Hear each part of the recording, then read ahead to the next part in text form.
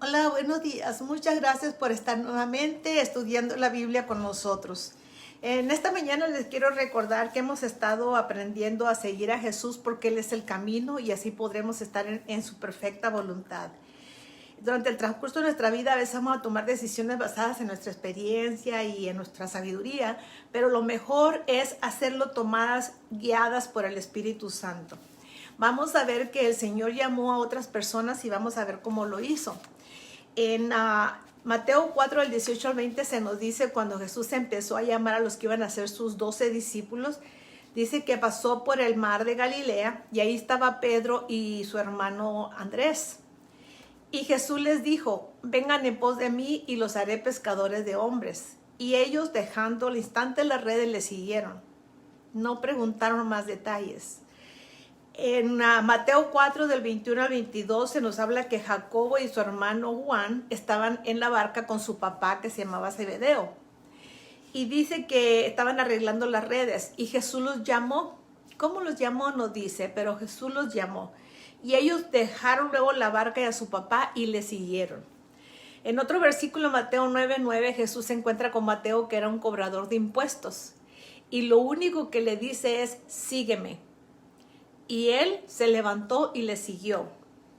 Ahora, otro llamado fue el del grandísimo apóstol Pablo, que él perseguía a los cristianos y el Señor en el camino a Damasco lo hace que se le aparece en una luz muy fuerte y lo toma del caballo y le dice, yo soy Jesús a quien tú persigues. Y Pablo le dice, Señor, ¿qué quieres que yo haga?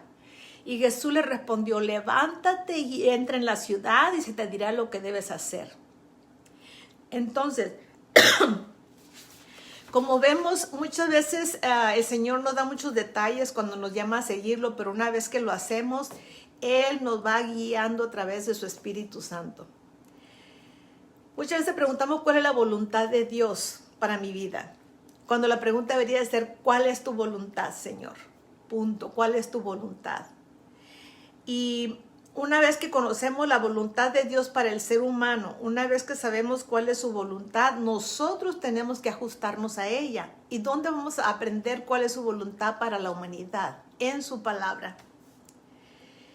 ¿Cuál es la voluntad de Dios en este momento, en la historia que estamos viviendo y en este lugar donde estamos?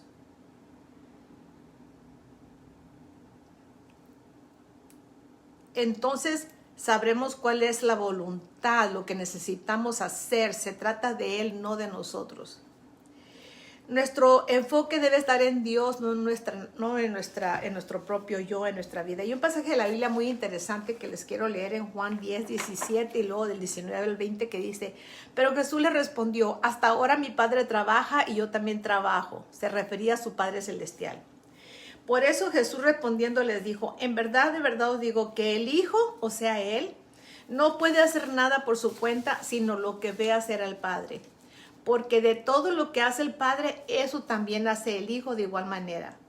Pues el Padre ama al Hijo y le muestra todo lo que Él mismo hace. Y obras mayores que estas las mostrará para que ustedes se queden asombrados. Un poquito de glosado a través de preguntas. ¿Quién dice que está siempre trabajando hasta hoy? El Padre Celestial. ¿Qué puede hacer el Hijo por su cuenta? Increíble, pero Él dice que nada si no fuera por lo que su Padre le dice que haga. ¿Qué es lo que hace el Hijo? Lo que ve a su Padre hacer. ¿Por qué le muestra el Padre al Hijo lo que quiere que haga? Porque lo ama. Es lo mismo para nosotros. En pocas palabras, mira, lo que Dios está diciendo en el mundo y en tu vida, lo que Dios está haciendo en el mundo y en tu vida, únete a trabajar con Él. El Espíritu Santo nos guiará y nos ayudará a saber dónde y cómo Dios está trabajando en nuestra vida y en la vida de los demás. Cuando tú entras en esa íntima relación de amor con Dios, sabrás hacer la voluntad de Dios y experimentar su presencia. Quizás Dios te esté llamando a seguirle y sientes temor. ¿Cómo lo voy a hacer? No te puedo decir cómo. Solo sé que Dios te puede llenar de esa experiencia maravillosa de su presencia y solo síguelo. Vamos a orar. Señor, enséñanos a seguirte y a confiar en ti. Amén. Dios me la bendiga.